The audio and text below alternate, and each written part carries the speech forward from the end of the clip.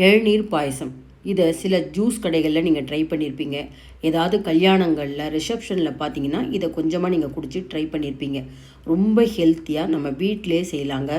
ஒரு பாக்கெட் பால், ஒரு தேங்காய், ஒரே ஒரு இளநீர் இருந்தால் போருங்க. ஒவ்வொருத்தருமே ஒரு 1/4 லிட்டர் அளவுக்கு இந்த இளநீர் பாயசத்தை ஆசை தீர குடிக்கலாங்க. இது எப்படி செய்யலாம் அப்படிங்கிறத பார்ப்போம்.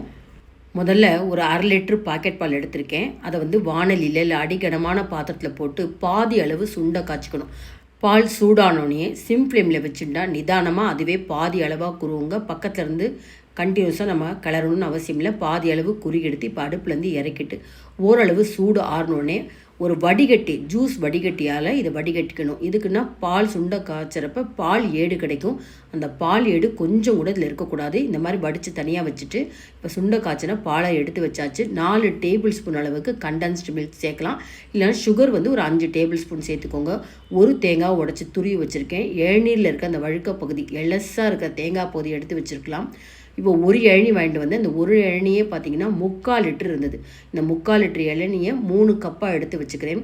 இப்போ 2 கப்பு இளநியை பார்த்திங்கன்னா நம்ம தேங்காய் அரைக்கிறப்ப, அதாவது தேங்காய் பால் எடுக்கிறப்ப நார்மல் தண்ணி சேர்க்கக்கூடாதுங்க. இளநீர் தண்ணியை வச்சு நம்ம தேங்காய் பால் எடுக்கணும்.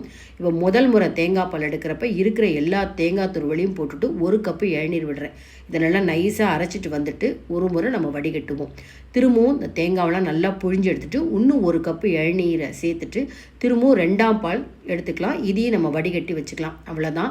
இந்த எலசாக இருக்கிற தேங்காய் பகுதியை நல்லா பொடியாக நறுக்கி வச்சுக்கலாம். 1 டீஸ்பூன் ஏலக்காய் பொடி.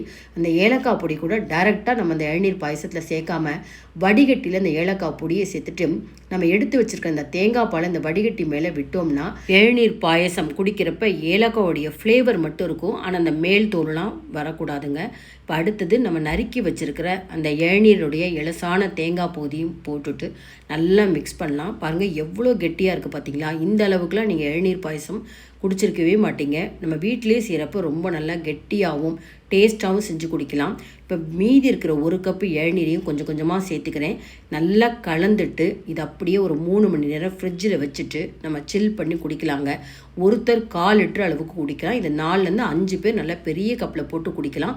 ஒரு 6 மணி நேரம் வரைக்கும் இதை நம்ம தயார் பண்ணி வச்சுட்டு குடிச்சுடுங்க. ரொம்ப நேரம் நீங்கள் ஃப்ரிட்ஜில் வச்சாலும் பிடிச்சி போயிடும். இந்த முறையில் நம்ம இளநீர் பாயசம் செய்து குடிக்கிறப்ப சுண்டை காய்ச்சின பால் வாசனை, தேங்காய் பால் வாசனை ரொம்ப பிரமாதமாக இருக்குங்க. நீங்கள் கண்டென்ஸ் மில்க், சர்க்கரைலாம் சேர்க்காமல் வெல்லம் கூட சேர்க்கலாம். வெயில் காலத்தில் உடல் சூட்டை தணிக்கும், வயிற்று புண்ணாத்தும். அவசியம் ட்ரை பண்ணி பாருங்கள். ஃபுல் வீடியோடைய லிங்க் தரேன், அதையும் போய் பாருங்கள். இந்த வீடியோ பிடிச்சிருந்தா லைக்ஸ் கொடுங்க. மறக்காமல் சேனலுக்கு சப்ஸ்கிரைப் பண்ணி எனக்கு எப்போதுமே சப்போர்ட் பண்ணிகிட்டே இருங்க.